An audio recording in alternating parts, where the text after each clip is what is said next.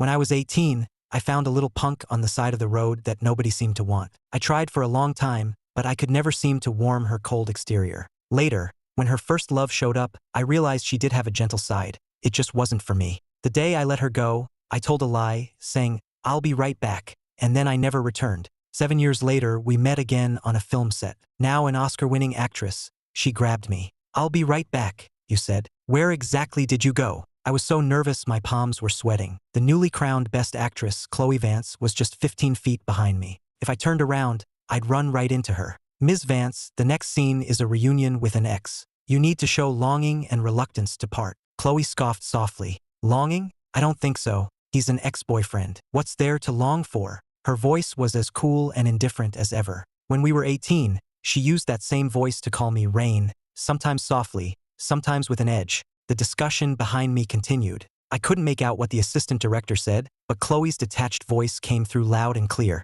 "I've long forgotten my ex. I'm not the type to go back for seconds." As the ex she'd be going back to, I had no intention of revealing myself. Once the movie wrapped, we would go our separate ways. Just as I was thinking this, a colleague suddenly shouted my name. "Rain, did you find the prop?" Everything went silent behind me. I grabbed the prop and hurried away. Chloe didn't follow. Maybe she hadn't heard, or maybe she had and just didn't care. While setting up the studio, I told my colleague, "Hey, call me Ethan from now on, not Rain." "Why? Rain is a cool name." "Ethan just sounds more professional," I said. He laughed and bought my excuse. This was my first film as an assistant director. I knew before joining the crew that the female lead was Chloe Vance. She was Hollywood royalty with half the industry's resources at her fingertips, and on top of that, she was a genuinely good actress who won an Oscar at 25. Unfortunately for me, I was her first love. I had hesitated about taking the job, but in the end, I couldn't pass up such a great opportunity. I swore to myself that I absolutely could not let her recognize me, or I'd be finished. Our breakup 7 years ago was anything but graceful. In the letter I had written, "I knew you were Hollywood royalty all along. I only got close to you to dig up dirt on your family. The truth is, I can't stand punks. I like sweet, gentle girls. Let's not see each other again." The more callous the words, the more miserably I had fled. I had no idea how Chloe felt after reading that letter, but she was the type to get revenge, and if she caught me, my career could be blacklisted. Chloe Vance is even more beautiful in person than on screen. Those genes are unbeatable. Well, think about who her parents are, former Oscar winners. Even on an off day, she's going to look better than most people. But I love her vibe, so elegant and well-mannered. She must have been the prom queen in high school, right? I almost choked. Chloe, a prom queen? Dead wrong. Not only was she not the prom queen, she was the tough girl everyone was afraid of. I'll never forget the first time I saw her. It was pouring rain and people were rushing down the street, but she just sat on the curb, motionless, as if she were dead. She didn't even look up until I got close,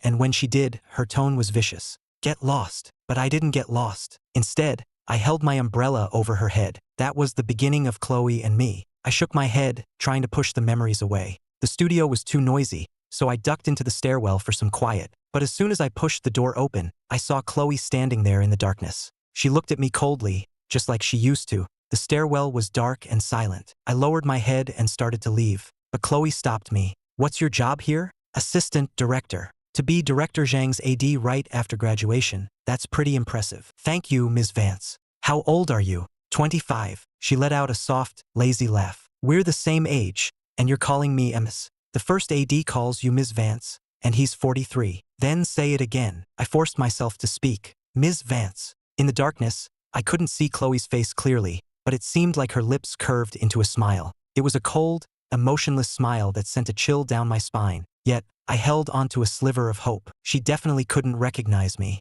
Compared to 7 years ago, I was a completely different person. I'd gone from a scrawny, sallow-faced kid to someone people might call handsome. Even my own relatives barely recognized me, let alone her in this darkness. "You should rest, Ms. Vance. I'll be heading back." "Wait," she stopped me again. "What's your name?" "Ethan Ford." "Have you ever used any other names?" "No." Chloe fell silent, and a cold sweat broke out on my skin. My old nickname was Rain. She had lied to me, and now I was lying to her. I guess that made us even. During the summer after my freshman year of high school, I found Chloe on a street corner. She told me she had nowhere to go and no family. I believed her. I thought she was just like me, a poor kid nobody wanted. When I was little, my parents divorced, remarried, and each had new sons. Neither of them wanted me, so I was sent to live in my aunt's basement. I learned to be obedient from a young age because being good at least meant I would get fed. Chloe and I were complete opposites. I was introverted and quiet, focused only on my studies. In our sophomore year, we were in the same class. No one knew what her family did. There were even rumors she was an orphan with no home to go to. At school, we were like strangers.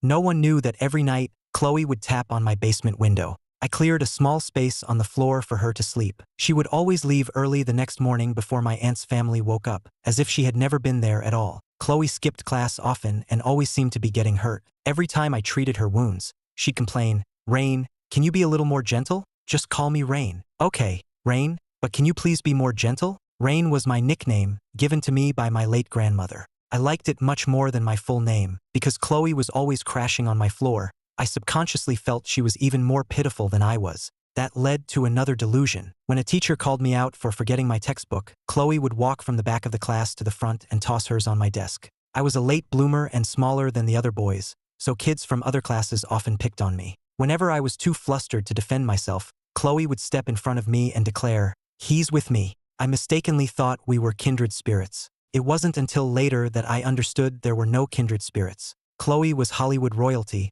with countless properties and sports cars. A single one of her shoes cost more than my entire wardrobe for a season. She was just using me to piss off her family. When did I find out? It was probably the day Liam Hayes appeared. My thoughts were interrupted. Back in the studio, a boba tea was thrust into my hand. Liam Hayes is visiting the set again. He bought boba for everyone. Look, the handsome rich guy and the Oscar winner standing together. They're a perfect match. I looked over at them. Chloe had her head tilted, listening to Liam speak. Like everyone else, I couldn't tear my eyes away from the picture-perfect scene. Suddenly, as if sensing my gaze, Chloe looked in my direction. I immediately looked down. When I glanced up again, she wasn't looking at me anymore. It must have been my imagination. "Chloe, after the shoot wraps, come with me to Paris for Fashion Week." His tone of voice was identical to how it was 7 years ago, and I couldn't help but get lost in thought. In high school, Chloe and I maintained a purely platonic friendship. It wasn't until the summer after our SATs that we got together. Chloe was never affectionate, nor did she push me away, but she still couldn't bring herself to say a single tender word. In some ways, though,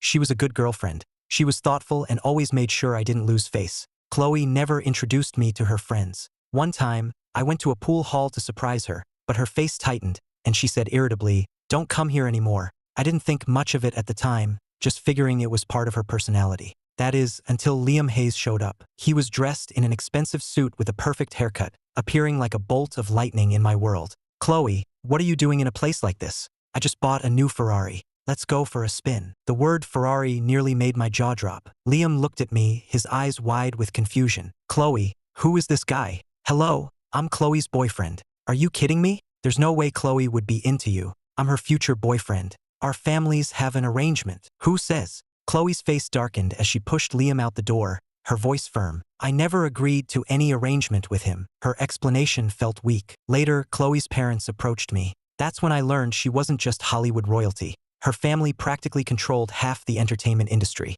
Chloe had a bad relationship with her parents. She had deliberately transferred from a private academy to a public high school and refused to go home. Her parents were always away and paid little attention to her, having no idea what she was up to. At the end of our conversation that day, her father told me, "Ethan, you may not know this, but Chloe is very rebellious. She's with you to deliberately anger us, not because she genuinely likes you. She's done things like this before. If you don't believe me, just watch how she is with Liam. She's in love with him, but since they grew up together, she hasn't realized her own feelings yet. Ethan, you and she are from different worlds." Afterwards, I realized her father wasn't lying. Although she always complained about Liam, Chloe was incredibly patient with him. One time, Liam was mocking me for being poor, but the second Chloe appeared, his expression changed to one of distress. "Chloe, Rain just threatened to hit me." "Rain, I told you not to mess with him." In that moment, I understood. It wasn't that she was a flower that couldn't bloom, just that she wouldn't bloom for me. At the end of August, I accepted her parents' offer.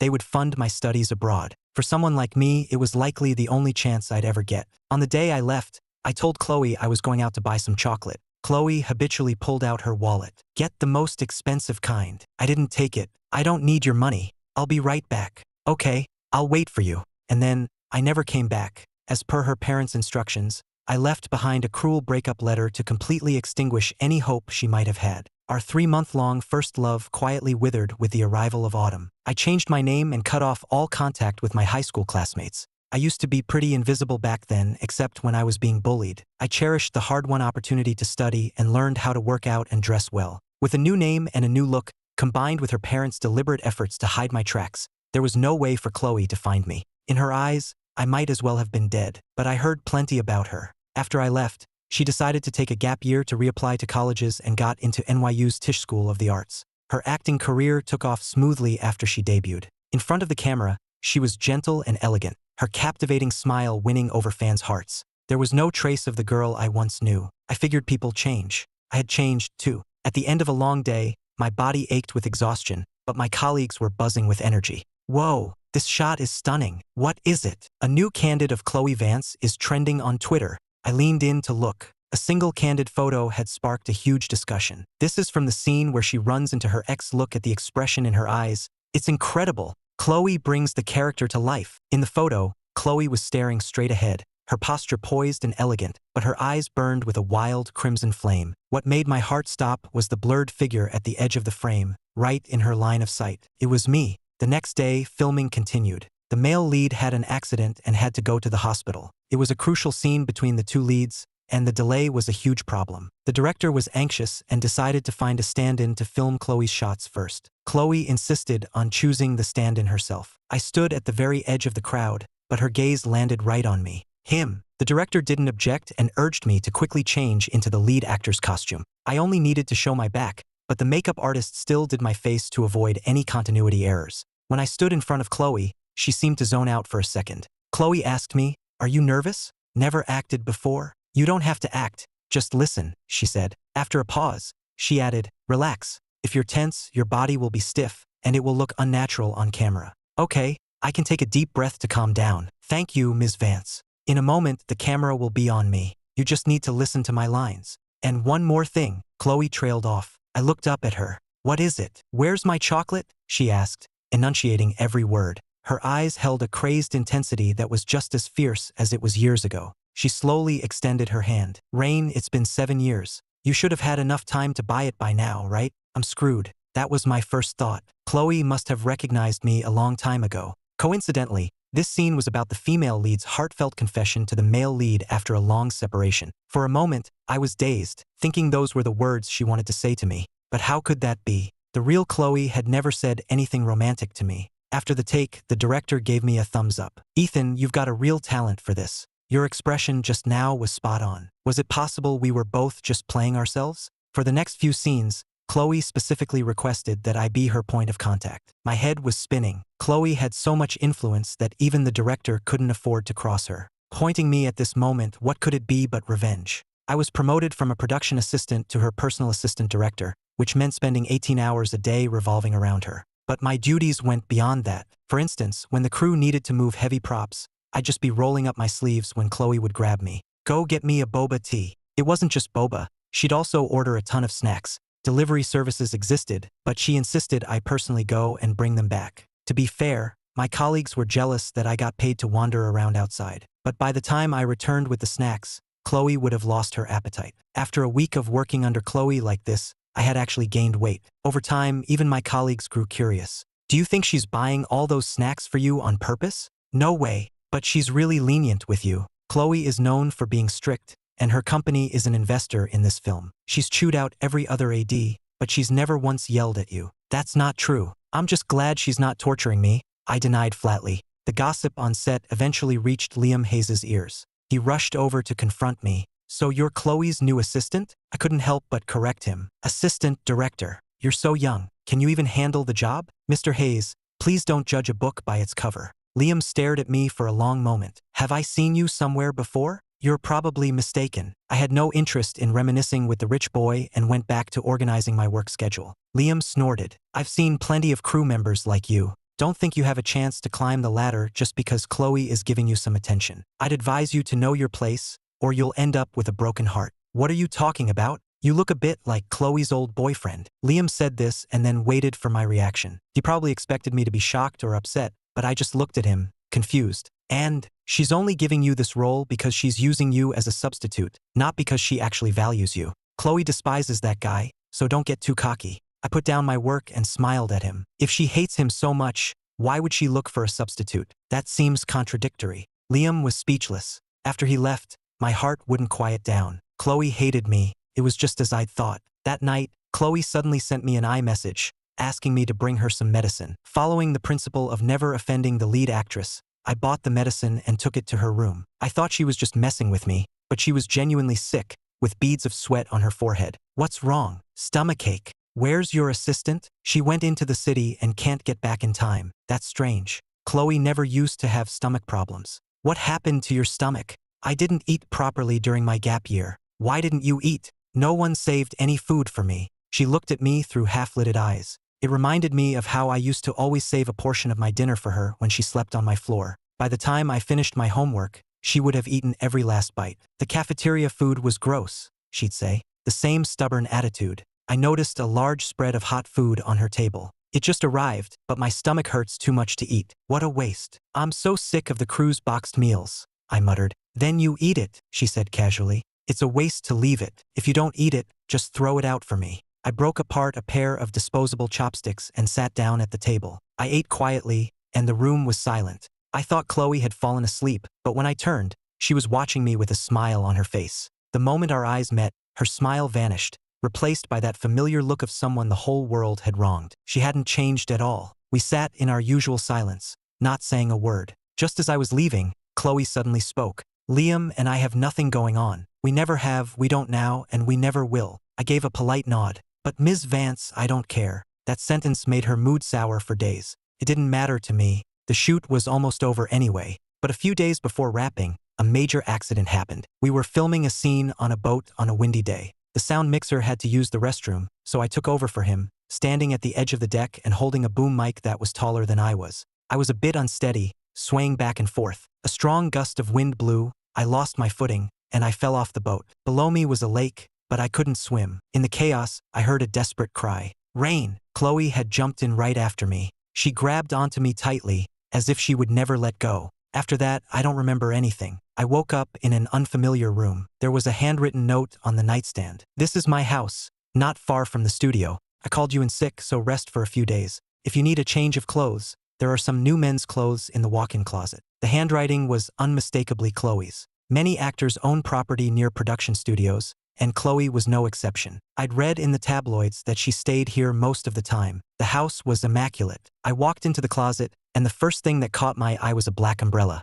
It was the same umbrella I had held over her head all those years ago. It was old and cheap, but it was placed right in the center of her closet. I suddenly remembered that day in the downpour when I used that umbrella to shield her from the storm. Chloe kept trying to shoo me away, but I don't know where I got the courage to pull up her sleeve and check her wounds. She looked like she wanted to curse but held it back. It's not too bad, you don't need a hospital. Wait here, I'm gonna buy medicine. I'll be back soon. She shoved the umbrella into my hand. Just go. 10 minutes later, I returned, having bought medicine and some food. The rain had soaked me completely. She just stared at me in silence. From that day on, Chloe never said another harsh word to me. I only learned later how shocked she had been. No one in her life had ever left and come back for her. I was the first. My trip down memory lane ended. I found the clothes and slowly started to change. Before I could even get my shirt on, the closet door swung open. Chloe and I stared at each other, mortified. She quickly backed out. Once I was dressed, she said, "You were so quiet. I thought you had left again." "Don't be so aggressive," I replied.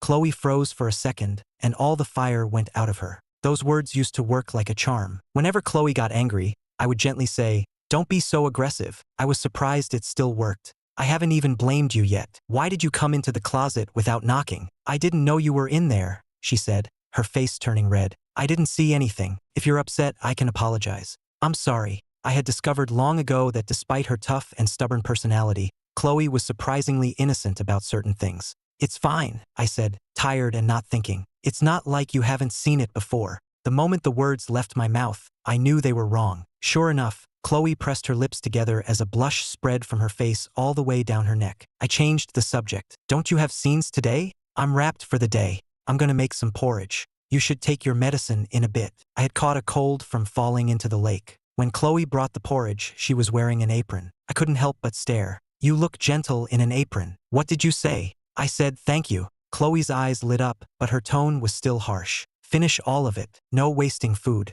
What else do you want to eat? I suppose I can make it for you. Don't trouble yourself. You should focus on your own things. I don't have any scenes tomorrow morning, so I'm not going back to the set tonight. I have time to prep ingredients. Also, you're sleeping here tonight. I'll move to the guest room. The guest room doesn't have extra bedding. You're sick, so stay in bed and stop making things difficult. Chloe pointed to the floor. Same as always. I'll sleep on the floor. In the middle of the night, my fever spiked again. Chloe barely slept, changing the towel on my forehead every so often. When you're feverish, you start to see things. In my days, I thought I was back in that small basement. Chloe would sleep on the floor, keeping a careful distance of several feet between us as if to avoid any suspicion. A small table separated us. When I looked over, all I could see was her slender back. One time, Chloe got sick but tried to hide it. I sensed something was wrong in the middle of the night and found her forehead burning up. I found some fever medicine and wiped her face over and over with a cool cloth. She suddenly reached out and grabbed my hand, holding on tightly as if she was afraid I would leave,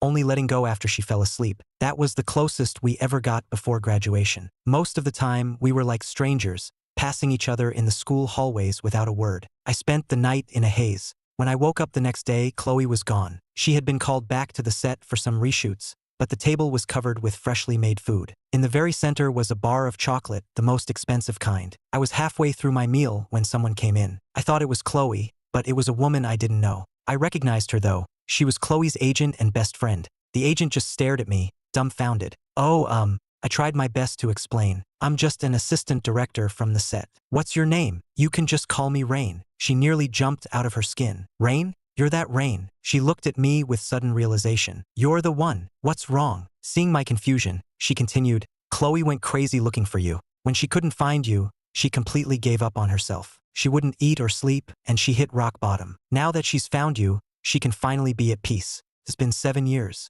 She can finally stop torturing herself. You must be joking. We only dated for 3 months. I couldn't have been that memorable. How could you not be? Don't you know she became an actress for you? Because of her parents. She's hated the profession her whole life. Her family wanted her to be a child star, but she refused. But right after you two broke up, she suddenly announced she wanted to be an actress. She said it was because you loved movies, and if she became a star, she could stand on the brightest, highest stage where you would be able to see her. I was stunned. It was true. One night, I couldn't sleep and started talking to her. Chloe, are you asleep? No. I watched a movie today, The Shawshank Redemption. It was amazing. Not interested. I want to make movies someday too, but that's really expensive, right? Too bad I don't have any money. Making movies doesn't cost that much. I thought she was being naive and didn't know what she was talking about, so I dropped it. Turns out she remembered everything. The agent sighed with emotion. It only took 3 months for her to remember you for a lifetime. That afternoon, Chloe returned. She asked her agent,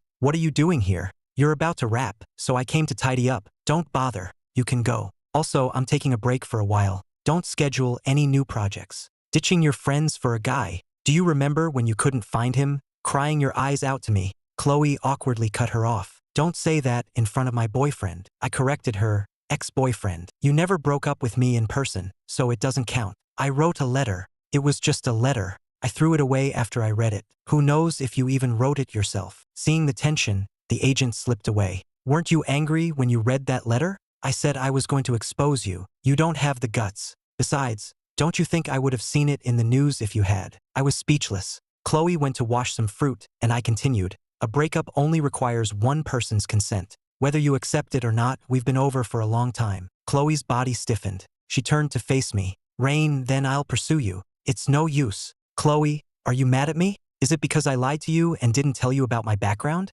Or is it because of Liam, and I didn't explain things clearly?" "It's all of those things and none of them. Chloe, we're from different worlds. Let's not force it." The room fell silent. I don't know how much time passed, but when she spoke again, her eyes were bloodshot, and she sounded aggrieved. "Then I will force it." I didn't take Chloe's words to heart. After the film wrapped, I went back to my hometown. My aunt's old house was scheduled for demolition, and she asked me to help clear out the furniture. Even though she had always favored her own kids, she had raised me, and I wasn't going to be ungrateful. On the way, I passed by my old high school. The campus had been renovated a few years ago and looked completely different. I stood at the gate for a while when someone suddenly called out to me. "Hey, it's you.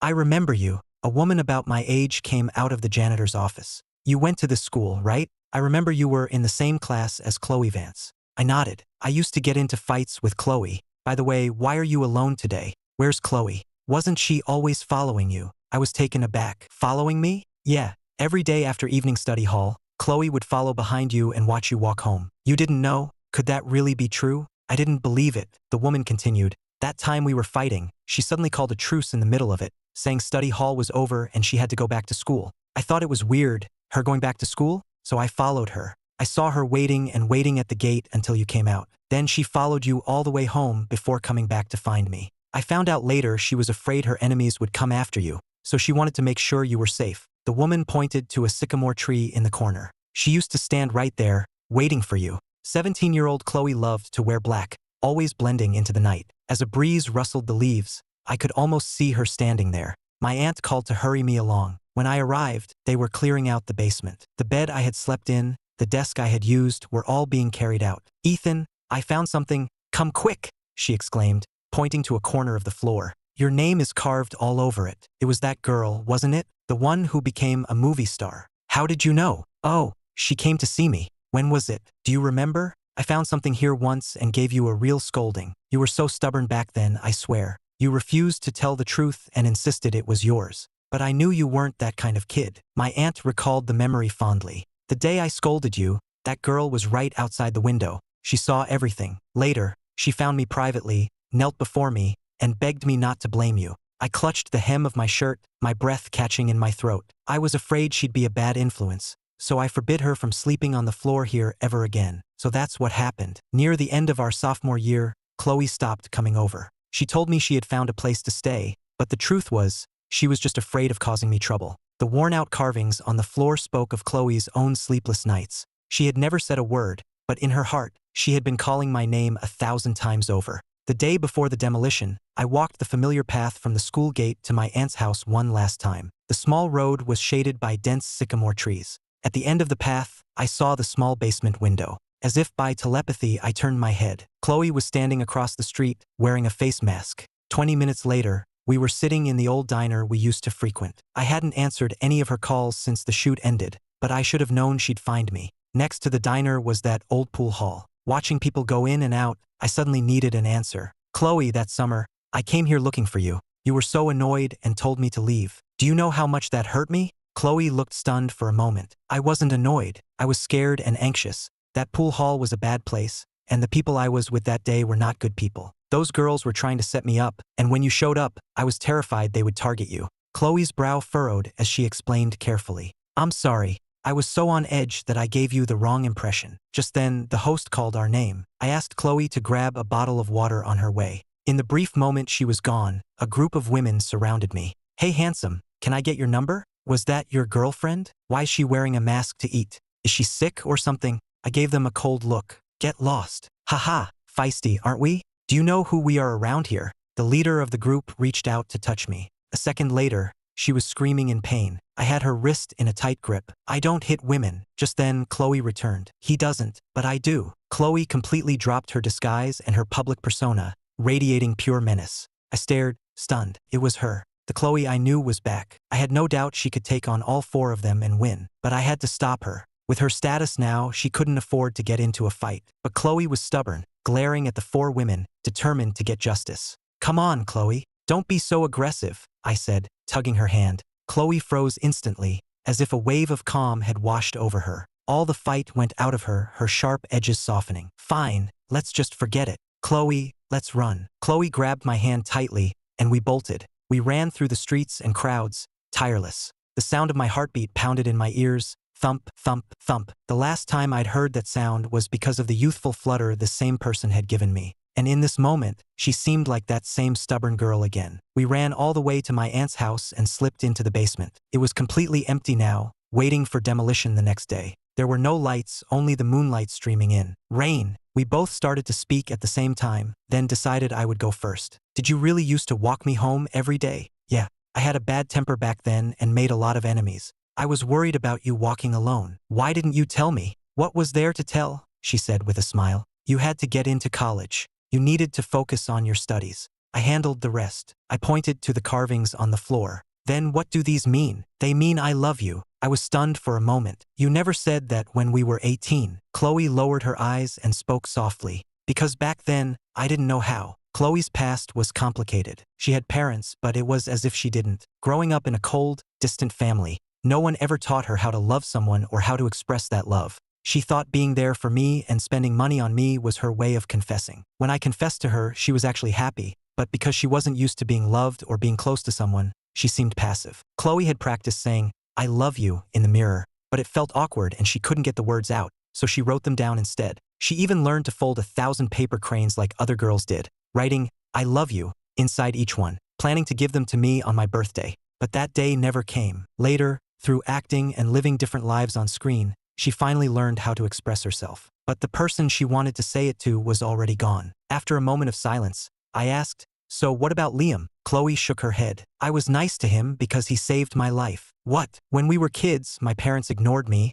but he always came over to play. One time I had a high fever, and he was the first one to notice. He cried and made such a fuss that the adults finally paid attention and realized I was sick. The doctor said if they had waited any longer, I could have had brain damage." Recalling the past, Chloe gave a self-deprecating laugh. "After that, I promised I would treat him like a real brother. And for all these years, that's how I've seen him. But there was something else that summer. Liam threatened me. He said if I didn't let him tag along, he'd go to my parents and tell them lies to make them hate you. My parents always trusted him, and if he exaggerated things, it would have been very bad for you. I didn't trust my parents not to take it out on you. They might have secretly pulled strings to keep you out of college altogether." It all clicked into place. "So that's why you told me not to mess with him?" "Yes." Chloe knew which incident I was referring to. "When Liam said you threatened him, I didn't believe a word of it. I just wanted you to have absolutely no contact with him, not even to speak to him. That was the only way to keep you safe." She looked dejected. "I never thought it would cause such a deep misunderstanding. You could have just asked me directly." Thinking back on it all, I was overwhelmed with emotion. She didn't know how to love someone, but did I? No, I didn't know either. Being abandoned by both of my parents had robbed me of the courage to ask questions. In my world, the only way to get a rare word of praise and avoid being cast aside again was to be perfect, to study and work hard. So when it came to Chloe, I would rather suffer in silence than confront her with a single question or dare to get angry. Not knowing how to love was a sickness we both shared. The moonlight was cool on my skin. There was one last thing I had to clarify. "Your parents paid for me to go abroad." I figured. I could have refused to go, but it was probably my only chance to study overseas. I was selfish. "I understand," Chloe said with a gentle smile. "Rain, you're too kind. I wish you would be a little more selfish so the world can't hurt you. From now on, I'm gonna focus on my career too." "No problem. I'll follow you. You're an Oscar winner with a limitless future. Why would you follow me? Even becoming an actress was because of you. But we only dated for 3 months. But my love for you is longer than 3 months." Chloe was a woman of action. The day after we cleared up our misunderstandings, she posted about us on Twitter, tagging me. 3 months for a lifetime. The post nearly crashed the site. I was worried her parents would give her trouble again, but my fears were unfounded. Chloe was 25 now. What could her parents do even if they disapproved? With her personality, they had no control over her. Perhaps they couldn't control her 7 years ago either, which is why they came after me. I had simply lost to my own insecurity. After Chloe's announcement, someone else started trending. That same day, an enraged Liam Hayes found me. "I knew I'd seen you somewhere before. You're Rain." "Yeah. So? Break up with Chloe right now. I'm the one she's supposed to marry." I opened my mouth to speak but stopped. Chloe had arrived and was standing right behind him. Liam continued his tirade. "Have you seen what people are saying online? They're calling you a gold digger who broke up me and Chloe. If you don't want to lose your job, you'll break up with her and give her back to me. What relationship do we have?" "This is news to me," Chloe said, her voice cutting in. Liam grew frantic. "Chloe, how could you let this poor kid fool you again?" "Watch your mouth," Chloe warned, slamming her hand on the table. "You said you'd always treat me like a brother. Why are you yelling at me? I've been more than fair to you. A brother shouldn't be thinking about becoming something more, or we can't even be friends." No one had ever spoken to Liam like that before. He was furious. "Chloe, you're completely bewitched by him. I'm holding a press conference. Just you wait. He'll never be able to shake the gold digger label. First of all, there is no written proof of any marriage arrangement. It was just a joke between our parents, which I have publicly denied many times," Chloe said, her eyes narrowing. "Secondly, if you dare to hold that conference, don't blame me for what happens next. But this poor kid is not worthy of you." Chloe suddenly looked at him with a hint of pity. "All you can talk about is him being poor. Liam, have you ever truly loved someone?" "Of course. I love you." "No, you don't love me," Chloe interrupted. "If my last name wasn't Vance, If I didn't have famous parents, if I were just some punk from the streets, would you still love me? Liam froze, as if he had never considered the question before. If you saw me sitting on the curb on a rainy day like that, would you have held an umbrella over me? No, you would have cursed me under your breath for being a degenerate. You love my status, not me as a person. You can't even accept the fact that I used to be a punk. Chloe pulled me away. When I looked back, Liam was still standing there, looking completely stunned. I wondered if he finally understood. A week later, I heard that Liam's press conference was happening as scheduled. Chloe couldn't stop it, but she had prepared for the crisis that would follow. However, the press conference didn't go as we expected. A haggard-looking Liam appeared before the cameras, impeccably dressed. Today, I want to make one thing clear. There is no marriage arrangement between Chloe Vance and me. The room erupted. Everyone had come expecting a scandal like the Oscar winner cheating. Chloe and I grew up together because of our family's business partnership. She sees me as a brother, and I only see her as a sister. The engagement was just a rumor that neither of us ever acknowledged. Our parents mentioned it casually, but it was never official. I have never been in love with Chloe,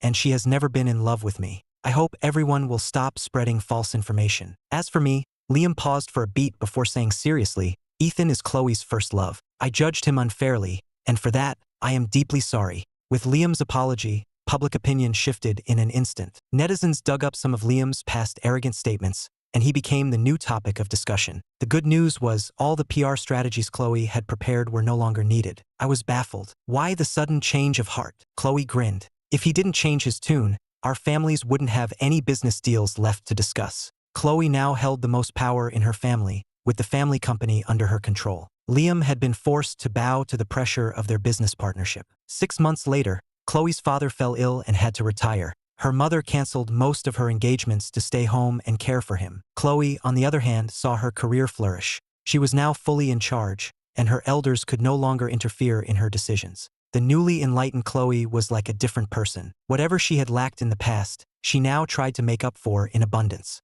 Half of her Twitter feed was about me. She even mentioned me on talk shows. I used to be a troubled kid, but my boyfriend pulled me out of the darkness and showed me a glimmer of light. But there were side effects. If she couldn't find me, she would panic, terrified that I had left her again. Sometimes, she would wake up from a nightmare, clinging to me and calling my name. Rain. The world saw a cool, aloof Oscar winner, but with me, she loved to be affectionate. She would say my name over and over, reminding me of the words carved into the dusty floor. When we were 27, Chloe and I visited our old high school. Youth is like the seasons, one crop after another. There are always people who are young, and always people who don't know how to handle the first stirrings of love. Outside our old classroom stood a large sycamore tree. We stood beneath it, listening to the sounds of students reading aloud. Chloe, it's been 7 years. What if I hadn't come back? You would have. So sure. You came back for me on that rainy day, so I believed you would come back this time too. I was the only person in her life who had ever left and returned, and I still was.